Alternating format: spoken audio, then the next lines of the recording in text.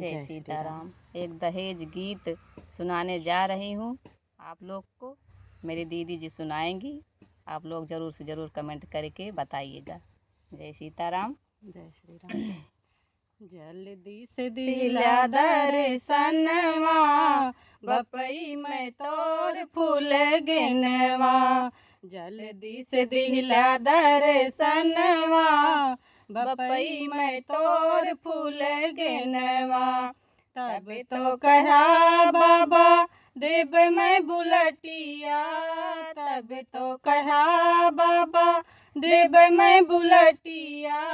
बतिया की हिला पुरनिया, बपई में तोर फूल गिनवा। जल्दी से दिला दर्शनवा, बपई में तोर फूल गिनवा।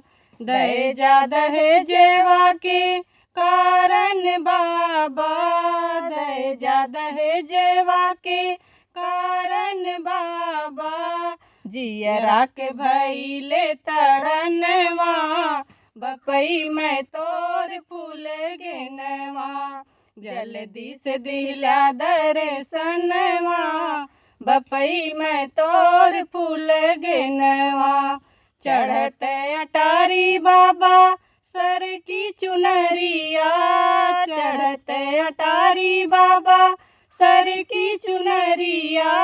सीनवा पे चले लगी गोलिया, बपई में तोर फूल गिनवा। सीनवा पे चले लगी गोलिया, बपई में तोर फूल गिनवा। जल्दी से दिला दर्शनवा, बपई में तोर फूल गिनवा।